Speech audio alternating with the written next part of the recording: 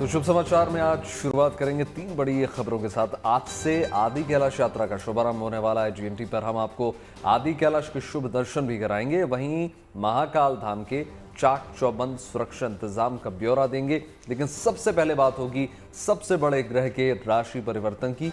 12 साल बाद गुरु आज मिथुन राशि में प्रवेश करने वाला है और गुरु के इस गोचर के साथ गुरु की अतिचारी चाल शुरू होने जा रही है। ज्योतिष के अनुसार अगर हम देखें तो इसके क्या मायने हैं, गुरु गोचर से देश और दुनिया पर क्या बड़ा असर पड़ेगा, किन राशियों का लाभ होगा, ये सब आज आपको बताएंगे।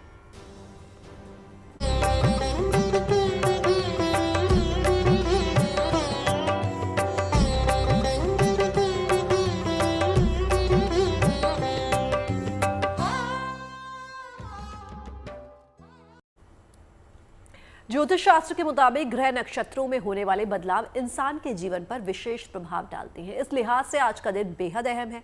आज गुरु ग्रह बृहस्पति 12 साल बाद वृषभ राशि से निकलकर मिथुन राशि में प्रवेश करने वाले हैं। गुरु गोचर ज्योतिष शास्त्र में काफी अहम माने जाते हैं और गुरु के मिथुन राशि में गोचर करने से इसका प्रभाव देश दुनिया सहित सभी 12 राशियों पर पड़ने वाला है। आज रात 11:20 पर देवगुरु बृहस्पति वृषभ से मिथुन राशि में प्रवेश करेंगे। गुरु के गोचर से विवाह, करियर, शिक्षा और प्रेम संबंधों में सकारात्मक परिवर्तन आएंगे।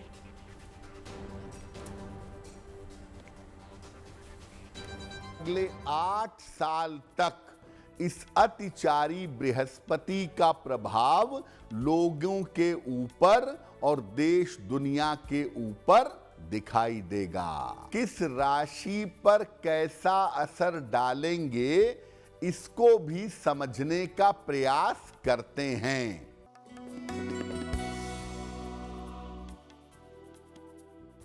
बृहस्पति के राशि परिवर्तन से मेष राशि के लोगों को धन का लाभ होगा, पारिवारिक सुख मिलेगा, ख्याति की यानी नाम और यश की प्राप्ति होगी। वृषभ वालों का जीवन बेहतर होगा, आर्थिक रूप से स्थिरता आएगी, फाइनेंशियल डेवलपमेंट होगा। क्या प्रभाव पड़ेगा मिथुन पर? आपका स्थान परिवर्तन हो सकता है। आपके लिए चेंज ऑफ प्लेस की संभावना बन सकती है।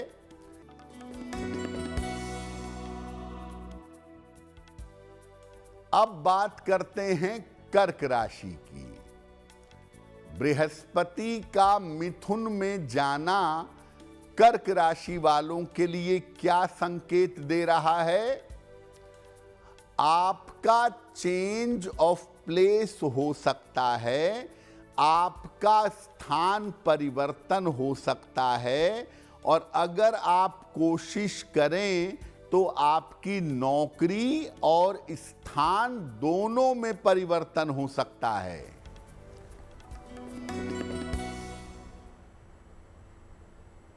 और बाकी राशियों के बारे में हम आपको आगे बताएंगे और आपको बता दें साथ ही साथ कि गुरु ग्रह बृहस्पति 12 साल बाद वृषभ राशि से निकलकर मिथुन राशि में प्रवेश करने वाले हैं और गुरु गोचर ज्योतिष शास्त्र में अगर हम देखें तो काफी अहम माना जाता है। गुरु के मिथुन राशि में गोचर करने से इसका जो प्रभाव है देश दुनिया सहित सभी 12 राशियों पर पड़ेगा।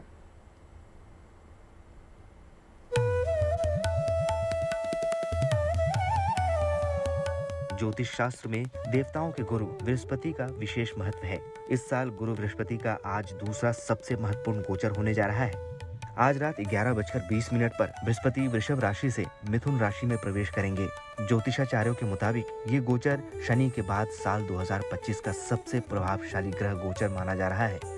इसका असर देश दुनिया के साथ साथ लोगों के जीवन पर भी दिखाई देगा। ज्योतिष में बृहस्पति को वाणी, शिक्षा, करियर, ज्ञान, विवाह और सौभाग्य का कारक ग्रह माना जाता है। बृहस्पति के शुभ प्रभाव से व्यक्ति को वैवाहिक सुख, करियर में उन्नति और जीवन में समृद्धि प्राप्त होती है। बृहस्पति एक राशि में करीब 12 महीने तक रहते हैं, जिससे उनका ये गोचर लंबे समय तक प्रभावी रहता है। मिथुन राशि बुद्धि, संचार और अनुकूलन क्षमता का प्रतीक है। ऐसे में बृहस्पति के प्रभाव से ये राशि और अधिक सकारात्मक होगी।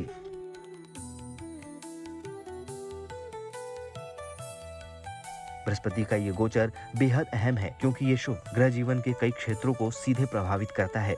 बृहस्पति की दृष्टि विशेष रूप से पंचम, सप्तम और नवम भाग पर बेहद शक्तिशाली मानी जाती है। ये गोचर सभी राशियों को प्रभावित करेगा, लेकिन मिथुन, तुला और धनु राशि वालों के लिए ये विशेष रूप से शुभ रहेगा। बृहस्पति साल 2025 में 3 राशियों में भ्रमण करेंगे। साल के आरंभ में बृहस्पति वृषभ राशि में रहेंगे और इसके बाद 15 मई को मिथुन राशि में प्रवेश करेंगे। वैसे तो बृहस्पति एक राशि में लगभग 1 साल तक रहते हैं, लेकिन इस समय बृहस्पति बहुत तेज गति से, बहुत तीव्र गति से मिथुन राशि को क्रॉस करेंगे, जिसको हम कहते हैं अतिचारी होना, तेज गति से चलना। मिथुन राशि वालों के लिए बृहस्पति का ये गोचर उनकी अपनी राशि यानी प्रथम भाग में होगा। प्रथम भाव आत्मविश्वास, व्यक्तित्व और स्वास्थ्य से संबंधित है। विवाहित लोगों को जीवन साथी का सहयोग मिलेगा, जबकि प्रेम संबंधों में रिश्ते और मजबूत होंगे। इस दौरान विवाह का फैसला ले सकते हैं। करियर के लिए भी ये समय लाभकारी रहेगा। समझदारी से किए गए व्यापार में सफलता मिलेगी। आत्मविश्वास में बढ़ोतरी होगी और सामाजिक स्तर पर प्रतिष्ठा बढ़ेगी। तुला राशि वालों के लिए बृहस्पति तृतीय और पंचम भाग के स्वामी हैं और अब वो नवम भाग में गोचर करेंगे। नवम भाग भाग्य, धर्म और विदेश यात्रा से जुड़ा है। बृहस्पति की पंचम दृष्टि तुला राशि पर पड़ेगी, जिससे प्रेम संबंधों में मजबूती आएगी। जो लोग सच्चे जीवन साथी की तलाश में हैं, उन्हें इस समय सफलता मिल सकती है। शिक्षा के क्षेत्र में ये समय विशेष रूप से शुभ रहेगा। प्रतियोगी परीक्षाओं की तैयारी कर रहे छात्रों के लिए सफलता पाने का ये शुभ समय होगा। धनु राशि में स्वामी खुद बृहस्पति हैं और इस गोचर में वे सप्तम भाग में प्रवेश करेंगे। सप्तम भाग विवाह, जीवन साथी और साझेदारी से संबंधित है। जिन लोगों को विवाह में देरी का सामना करना पड़ रहा था, उन्हें इस दौरान राहत मिल सकती है। बृहस्पति की शुभ दृष्टि से पारिवारिक जीवन में सुख शांति आएगी। सामाजिक स्तर पर धनु राशि वालों को सम्मान और प्रतिष्ठा प्राप्त होगी। मिथुन, तुला और धनु राशि वालों के लिए गुरु का ये गोचर विशेष रूप से शुभ है, लेकिन दूसरी राशियों पर भी इसका सकारात्मक प्रभाव पड़ेगा। ज्योतिषाचार्यों के मुताबिक इस दौरान लोगों को अपने लक्ष्यों पर फोकस करना चाहिए और बृहस्पति की शुभ ऊर्जा का लाभ उठाना चाहिए। मिथुन राशि में गुरु के गोचर के शुभ संयोग का लाभ उठाने के लिए ज्योतिषाचार्यों ने गुरु मंत्र का जाप करने, पीली वस्तुओं का दान करने और गाय की सेवा करने के साथ भगवान विष्णु की पूजा करने की सलाह दी है। Bureau report, good news today.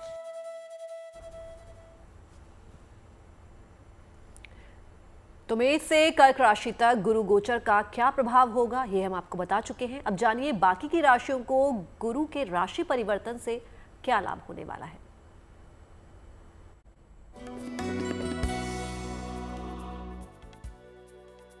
Singh राशि की बात करें, बृहस्पति के राशि परिवर्तन से संतान की उन्नति होगी और आर्थिक सुधार होंगे।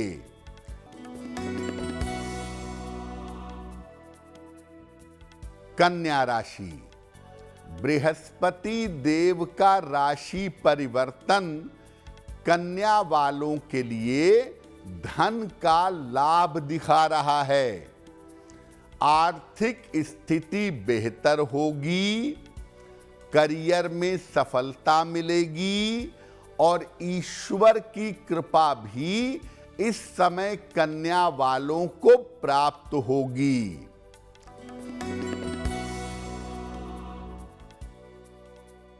अब बात करते हैं तुला राशि की।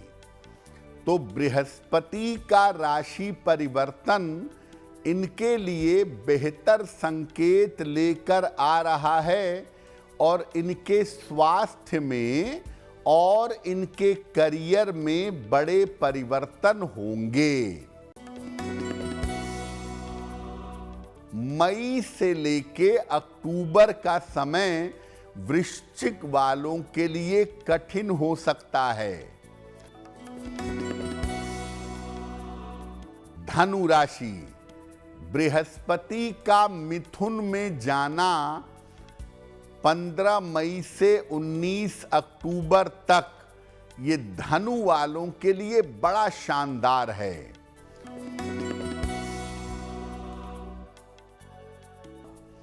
मई से अक्टूबर के बीच में मकर वाले अपने स्वास्थ्य का बहुत ध्यान रखें। इस समय आपके करियर में आपको फायदा हो सकता है। नए मौके आपको मई से अक्टूबर के बीच में मिल सकते हैं। मीन वालों के करियर में इस समय बड़ा परिवर्तन हो सकता है। देखिए, अब आपको लेकर चलते हैं आदि कैलाश की यात्रा पर। आज से आदि कैलाश की यात्रा का शुभारंभ हो गया है। शिव भक्तों के लिए यात्रा इसलिए भी अहम है क्योंकि मान्यता है कि भगवान शंकर स्वयं अपने परिवार के साथ यहाँ विराजमान है। यानी पार्वती, गणेश और कार्तिकेय के साथ भगवान भोलेनाथ यहाँ एक साथ निवास करते हैं। लिहाजा भोलेनाथ के दर्शन और उनका आशीर्वाद पाने से इससे अच्छी जगह भला और क्या हो सकती है।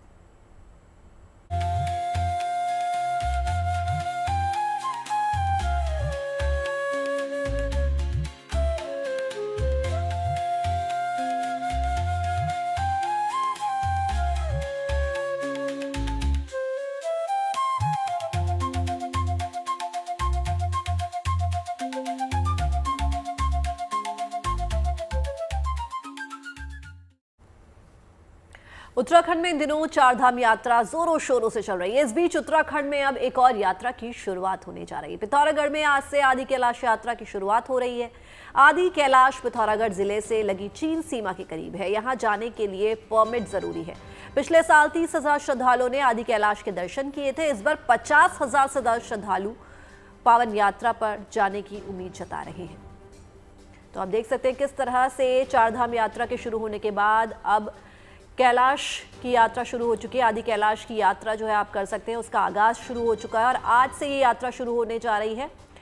और 102 यात्रियों के जो है उन्होंने रजिस्ट्रेशन अपने करवा लिए हैं और GNT पर लगातार हम आपको आदि कैलाश के दर्शन करवा रहे हैं।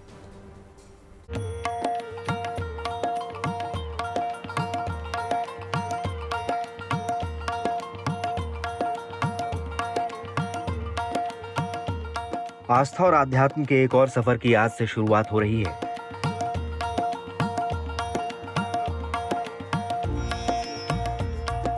उत्तराखंड के पिथौरागढ़ जिले में मौजूद भगवान शिव के धाम आदि कैलाश और ओम पर्वत के पवित्र दर्शन के लिए आज से यात्रा आरंभ हो रही है। शिव भक्तों के लिए ये यात्रा इसलिए भी अहम है क्योंकि मान्यता है कि भगवान शंकर स्वयं अपने परिवार के साथ यहाँ विराजमान है। यानी पार्वती, गणेश और कार्तिकेय के साथ भगवान भोलेनाथ यहाँ एक साथ निवास करते हैं। लिहाजा भोलेनाथ के दर्शन और उनका आशीर्वाद पाने से इससे अच्छी जगह भला और क्या होगी। कुमाऊं मंडल विकास निगम के मुताबिक इस साल अब तक कुल 102 श्रद्धालु इस पावन यात्रा के लिए पंजीकरण करवा चुके हैं। इस साल 13 तीर्थ यात्रियों का दल कैलाश की यात्रा करेगा। यात्रा 2 स्थानों से शुरू हो रही है। पहली है हल्द्वानी और दूसरी धारचूला। हल्द्वानी से तीर्थ यात्रियों का 8 जत्था रवाना होगा और ये यात्रा 8 दिनों में पूरी होगी। धारचूला से तीर्थ यात्रियों के 5 बैच रवाना होंगे और ये 5 दिनों में अपनी यात्रा पूरी करेंगे। हल्द्वानी से पहला जत्था 14 मई यानी आज और धारचूला से एक दिन बाद यानी 15 मई को रवाना होगा। हल्द्वानी से अंतिम जत्था 12 जून को रवाना होगा। हल्द्वानी से आदि कैलाश दर्शन के लिए तीर्थ यात्रियों को 50,000 रूपए चुकाने होंगे, जबकि धारचूला से तीर्थ यात्रा शुल्क 40,000 रूपए है। भारत चीन सीमा पर आदि कैलाश और ओम पर्वत के मौजूद होने से ये इलाका सामरिक रूप से काफी अहम है। इसीलिए यहाँ ITBP और सेना के जवान हमेशा तैनात रहते हैं। आदि कैलाश पर ओम की आकृति बनी हुई है। जैसे ही पर्वत पर बर्फ गिरती है तो वो ओम का आकार ले लेती है। मान्यता है कि जब इस पर्वत पर बर्फबारी होती है तब बर्फ की आवाज ओम की ध्वनि में श्रद्धालुओं को सुनाई देती है। कुमाऊं मंडल विकास निगम इस पूरी यात्रा की देखरेख कर रहा है। निगम की ओर से यात्रियों के ठहरने, खाने पीने और आने जाने की समुचित व्यवस्था की गई है। यात्रा के पहले दिन श्रद्धालुओं का दल हल्द्वानी के काठगोदाम से भीमताल जागेश्वर होते हुए 196 किलोमीटर की दूरी तय कर पिथौरागढ़ पहुंचेगा। दूसरे दिन पिथौरागढ़ से 96 किलोमीटर का सफर तय कर धारचूला जाएगा। पहला आधार शिविर धारचूला रहेगा। तीसरे दिन धारचूला से गुंजी और चौथे दिन गुंजी से नाभी कुटी होते हुए यात्री नाभी ढांग जाएंगे। यहाँ गणेश पर्वत, नाग पर्वत, व्यास गुफा, काली मंदिर और नाभी ढांग से ओम पर्वत का दर्शन करेंगे। पांचवें दिन तीर्थ यात्री जोलीकांग जाएंगे। यहाँ से पवित्र कैलाश पर्वत के दर्शन होंगे। जोलीकांग 14,000 फीट की ऊंचाई पर मौजूद है। यहाँ से 18,000 फीट की ऊंचाई पर मौजूद कैलाश पर्वत के दिव्य दर्शन होते हैं। पौराणिक हिंदू ग्रंथों में आदि कैलाश 5 कैलाशों में से एक माना गया है। आदि कैलाश को भगवान शिव का घर कहा जाता है, इसीलिए इसकी यात्रा का महत्व काफी होता है। 2023 में प्रधानमंत्री मोदी ने भी आदि कैलाश और ओम पर्वत के दर्शन किए थे। तब से देश भर से लोगों में इस यात्रा को लेकर काफी उत्साह दिखाई दे रहा है।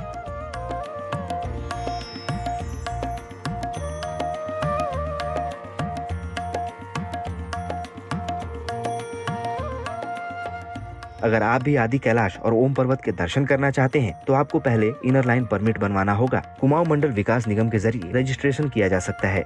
यात्रा पर जाने के लिए medical fitness certificate, police verification और इनर लाइन परमिट जरूरी है।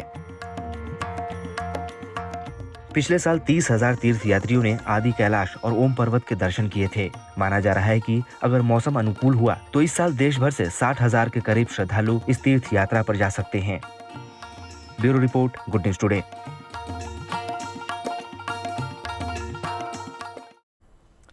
और बात करेंगे साईं के धाम की। शिरडी का साईं दरबार भक्तों की आस्था से दमक रहा है। साईं मंदिर में भक्तों ने अब तक 500 किलो से ज्यादा सोना और 6,000 किलो से ज्यादा चांदी का चढ़ावा चढ़ाया है। साईं मंदिर प्रशासन ने इसका खुलासा किया। बड़ी बात देखिए इसमें यह है कि शिरडी में वीआईपी दर्शन अब और ज्यादा सुलभ हो गए हैं। 25,000 की जगह अब महज 10,000 के दान पर वीआईपी दर्शन आरती की आपको सुविधा मिलेगी।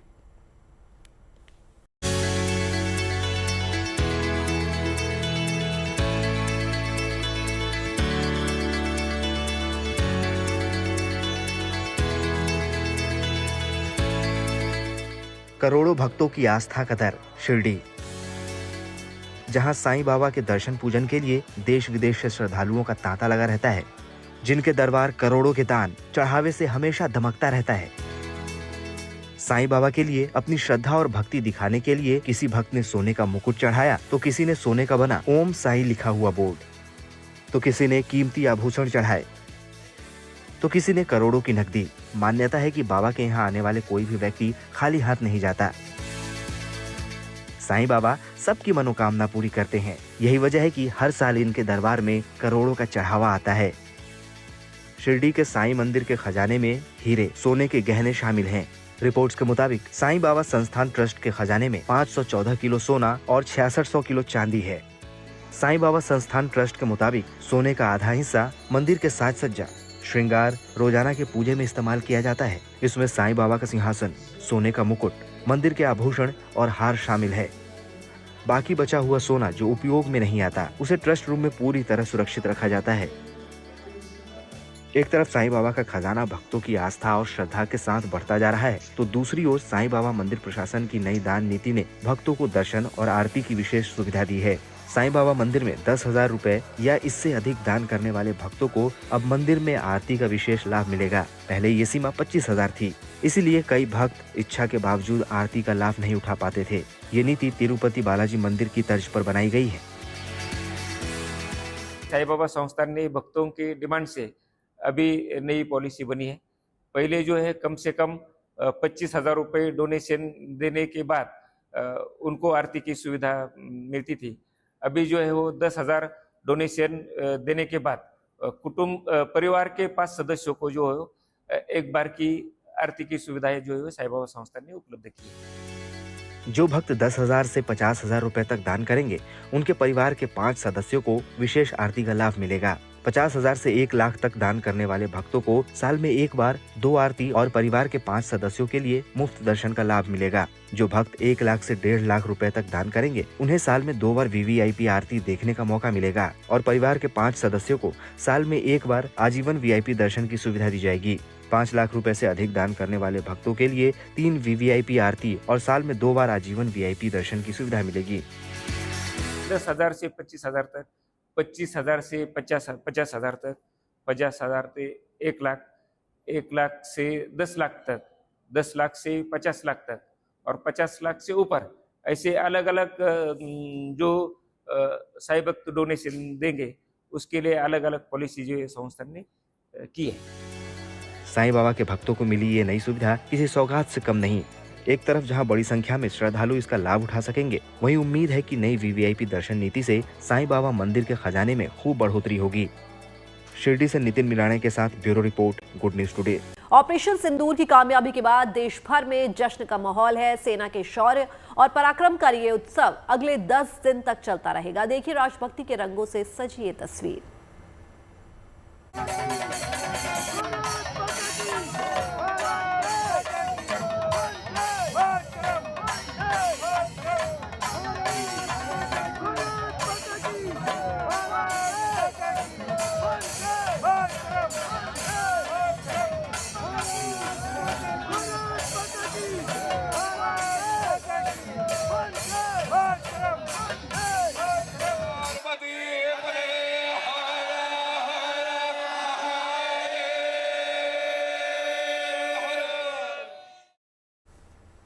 तो जनता को ऑपरेशन सिंदूर की कामयाबी बताने और विपक्ष के हमले का जवाब देने के लिए बीजेपी की देशव्यापी तिरंगा यात्रा का आज दूसरा दिन है। आज उत्तर प्रदेश की राजधानी लखनऊ तिरंगा यात्रा यहां पर निकाली गई और इसमें खुद मुख्यमंत्री योगी आदित्यनाथ शामिल हुए। इस मौके पर अपने संबोधन में मुख्यमंत्री योगी आदित्यनाथ ने कहा कि पहलगाम आतंकी हमले के जवाब में जिस तरह से भारत ने ऑपरेशन सिंदूर को अंजाम दिया, उसका लोहा पूरी दुनिया ने माना है। और इसी के साथ ये तमाम तस्वीरें आपको देखने को मिल रही हैं जहां सड़कों पर तमाम बीजेपी कार्यकर्ता और खुद मुख्यमंत्री योगी आदित्यनाथ आपको नजर आएंगे, लोगों का अभिवादन स्वीकार करते हुए। आगे पीछे अगर आप कहीं भी नजर डालेंगे, आपको हर जगह सिर्फ तिरंगे नजर आएंगे।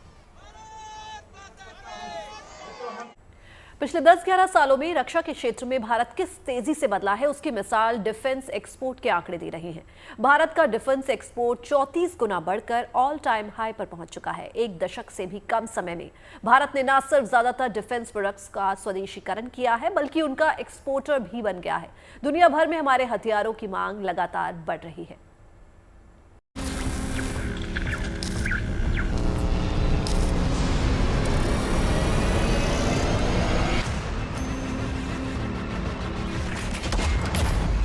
इस समय पूरी दुनिया में भारतीय हथियारों के ताकत की धमक सुनाई दे रही है।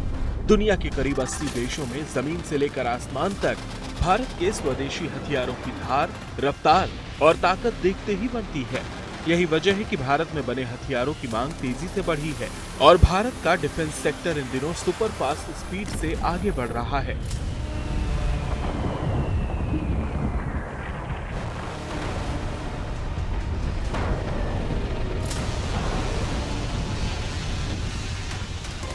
एक दशक से भी कम समय में भारत ने न सिर्फ ज्यादातर डिफेंस प्रोडक्ट्स का स्वदेशीकरण किया है, बल्कि अब उनके इंपोर्टर की बजाय एक्सपोर्टर भी बन गया है।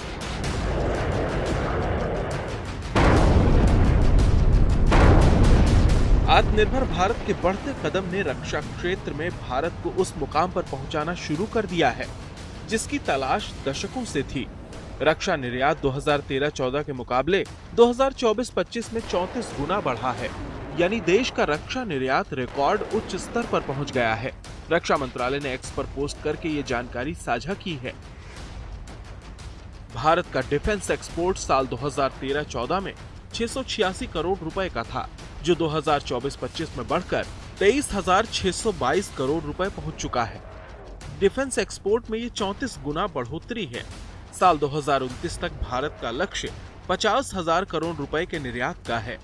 साल 2024-25 में निजी क्षेत्र का निर्यात 15,233 करोड़ रुपए और डीपीएसयू यानी डिफेंस पब्लिक सेक्टर अंडरटेकिंग्स का निर्यात 8,389 करोड़ रुपए था। डीपीएसयू के निर्यात में 42.85% का इजाफा हुआ है। निर्यात प्राधिकरणों में 16.92% और निर्यातकों में 17.4% की बढ़ोतरी दर्ज की गई है। भारत इस समय करीब 80 देशों को डिफेंस प्रोडक्ट्स एक्सपोर्ट करता है। भारत के रक्षा बजट में बढ़ोतरी हुई है। साल 2013-14 में देश का रक्षा बजट 2.53 लाख करोड़ रुपए का था, जो 2025-26 में बढ़कर 76.81 लाख करोड़ रुपए हो गया है। देशवासियों के लिए ये गर्व की बात है कि मेक इन इंडिया के मुहर लगे हथियार आज 80 से ज्यादा देशों को एक्सपोर्ट किए जा रहे हैं। इनमें पिनाका आर्टिलरी गन सिस्टम से लेकर ब्रह्मोस मिसाइल तक शामिल हैं। भारत के जिन हथियारों और उपकरणों की डिमांड दुनिया भर में बढ़ी है या जिनका निर्यात किया जा रहा है, उनमें शामिल हैं डॉर्नियर 228 एयरक्राफ्ट, ब्रह्मोस मिसाइल, आकाश मिसाइल सिस्टम, राडार, सिमुलेटर्स, बारूदी सुरंगों से बचाने वाली गाड़ियां, बख्तरबंद गाड़ियां, पिनाका रॉकेट और launchers, thermal imager, body armour.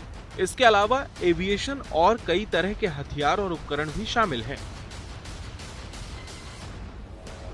इसके अलावा एवियोनिक्स और कई तरह के हथियार और उपकरण भी शामिल हैं। पहले भारत एक बड़े रक्षा उपकरण और हथियारों के आयातक देश के तौर पर देखा जाता था, लेकिन अब हालात बदल चुके हैं। अब भारत रक्षा क्षेत्र में एक बड़ा निर्यातक देश बनने की दिशा में बढ़ चुका है।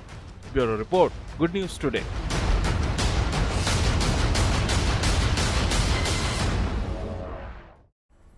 और आइए आपको बताते हैं एक ऐसी मां की कहानी जिसने अपनी देश सेवा के लिए दिल पर पत्थर रखकर अपने 1 साल के बेटे को छोड़कर ड्यूटी पर वो चली गई।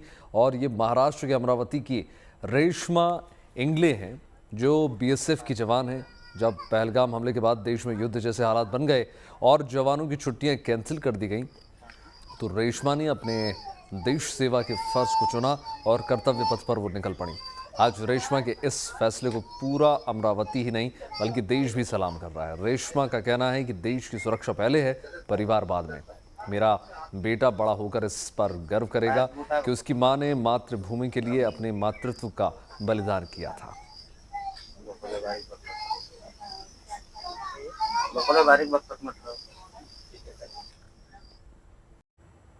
और अब बात एक ऐसे गांव की जो अपनी सुरक्षा के लिए न सिर्फ आत्मनिर्भर बल्कि सबल सक्षम बनकर उभरा है। पाकिस्तान की समुद्री सीमा के करीब मौजूदा इस गांव की आबादी 6000 है। मुश्किल हालात का सामना करने के लिए गांव ने खुद का सेफ्टी इंफ्रास्ट्रक्चर डेवलप किया है। सीसीटीवी कैमरे, emergency siren, loud speaker, walkie talkie की मदद से फल्ला गांव ने मजबूत सुरक्षा चक्र तैयार किया है।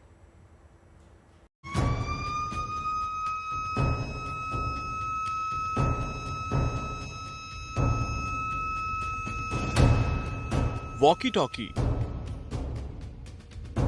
सीसीटीवी, इमरजेंसी सायरन, सुरक्षा तकनीक के हर उपकरण से लैस है गुजरात के जामनगर जिले का ये फल्ला गांव। इन अत्याधुनिक उपकरणों ने पाकिस्तान की सीमा के करीब बसे इस गांव की सुरक्षा को अभेद्य बना दिया है। 6000 की आबादी वाला ये गांव पाकिस्तान की समुद्री सीमा के पास मौजूद है, जिससे चुनौती हमेशा बनी रहती है। मुश्किल हालात का सामना करने के लिए फल्ला गांव न सिर्फ आत्मनिर्भर बनकर उभरा है, बल्कि आर्थिक रूप से संपन्न इस गांव ने चुनौतियों का सामना करने के लिए खुद को पूरी तरह से सबल और सक्षम बना लिया है। इस गांव ने सामूहिक जिम्मेदारी की एक मजबूत भावना विकसित की है। गांव की निगरानी सभी गांव वाले मिलकर करते हैं, रात के समय गश्त लगाते हैं और जोखिमों से निपटने के लिए समय समय पर जागरूकता कार्यक्रम का आयोजन करते हैं, जिससे गांव की सुरक्षा सुनिश्चित की जा सके।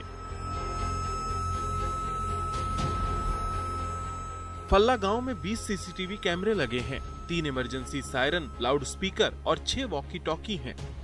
बड़ी बात यह है कि इन सुरक्षा संसाधनों का इंतजाम जामनगर जिला पंचायत और फल्ला ग्राम पंचायत के साथ मिलकर गांव वालों ने खुद किया है और गांव की सुरक्षा के लिए मजबूत इंफ्रास्ट्रक्चर विकसित किया है। कुछ लोग वॉकी टॉकी का ऑपरेशन संभालते हैं, तो कुछ सायरन और अनाउंसमेंट की जिम्मेदारी। भारत और पाकिस्तान के बीच जो अभी युद्ध की परिस्थितियां खड़ी हुई है, इसके तहत जिला वहीवटी तंत्र और सरकार श्री की तरफ से मिली सूचना मुजब गांव में इमरजेंसी सायरन फिट करवाया गया है। 1971 के बाद जो पहली बार ब्लैकआउट का प्रयोग किया गया, उसकी समझ देने के लिए गांव में इमरजेंसी सायरन फिट करवा गया और जो अभी फिलहाल में जो लाउड स्पीकर है उसको अद्यतन किया गया है। हाल ही में भारत पाकिस्तान तनाव के वक्त जब गांव में ब्लैकआउट किया गया, तब गांव वालों ने मिलकर 1 लाख रुपए जुटाए और उन पैसों से इन्वर्टर, सायरन, अतिरिक्त लाउड स्पीकर खरीदे। जाहिर तौर पर फल्ला गांव की इस पहल ने सीमा पर मौजूद संवेदनशील इलाकों में जमीनी स्तर पर सुरक्षा पुख्ता करने के लिए एक मिसाल कायम की है। Bureau report, good news today. नीला आसमान, ठंडी हवाएं और पानी की लहरों पर दौड़ती रंग बिरंगी नौकाएं। तमिलनाडु के मशहूर हिल स्टेशन ऊटी में नज़ारा कुछ ऐसा ही देखने को मिला। ऊटी के बोट हाउस में पारंपरिक नौका रेस का आयोजन किया गया, जिसमें देश भर से आए सैलानियों और स्थानीय लोगों ने हिस्सा लिया। यह सिर्फ एक खेल नहीं है, बल्कि ऊटी की परंपरा और पर्यटकों के लिए बड़ा आकर्षण है। हर साल इसे बड़े स्तर पर आयोजित किया जाता है। नौका रेस में शामिल टीम्स जो हैं वो तालमेल, ताकत और तकनीक का ऐसा संगम दिखाती हैं कि दर्शक तालियों की गूंज से गड़गड़ा उठते हैं।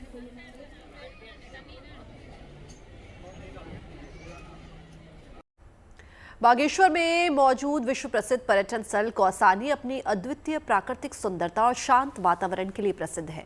यहां इन दिनों पर्यटकों की संख्या निरंतर बढ़ रही है। शहरों की भीषण गर्मी से बचने के लिए पर्यटक देश विदेश से यहां हिमालय की भव्य चोटियों के दर्शन करने और प्रकृति की अनुपम सुंदरता का आनंद लेने के लिए पहुंच रहे हैं। यहां बोटिंग का भी अनुभव वो ले रहे हैं। कौसानी आए पर्यटक यहां आकर बेहद खुश नजर आ रहे हैं। बागेश्वर धाम हम लोग देखने गया था मंदिर। यहाँ का लोकेशन इतना बढ़िया है, खूबसूरती इतना बढ़िया है, देखने लायक है। टोटल कुमायून का ही जो पैकेज है, कुमायून का जितना भी सीन है बहुत सुंदर है। एकदम आना चाहिए। मेरा बेटा तो ट्रेकिंग में आएगा अभी तुरंत। अभी देख के ही ड्राइवर से बात किया है, ट्रेकिंग में आएगा वो। हम लोग का एज हो गया, हम लोग घूम रहा है, लेकिन हम तो बोल रहे हैं ना, हमारा केदारनाथ साइड भी और इस साइड भी, लेकिन इधर वाला जो लोकेशन है, इधर वाला जो माने एटमॉस्फेयर है चारों तरफ का, जो ये है बहुत सुंदर है। और अब आपको दिखाते हैं बोलीविया में हुई एक सांस्कृतिक प्रस्तुति की शानदार तस्वीर। यहाँ देखिए, हजारों लोग इंडियन बांसुरी बजाते हुए वर्ल्ड रिकॉर्ड बनाने की कवायद में जुटे नजर आए। लापाज में बोलीविया के अलग अलग हिस्सों से 3000 से ज्यादा लोग टक्वेडा नाम का एक इंडियन म्यूजिक बजाने के लिए जुटे हुए हैं। और ये तस्वीरें देखिए, भव्य तस्वीरें हैं ये। आप तस्वीरों में देख सकते हैं कि लोग कैसे झूम झूम कर बांसुरी और ड्रम बजा रहे हैं।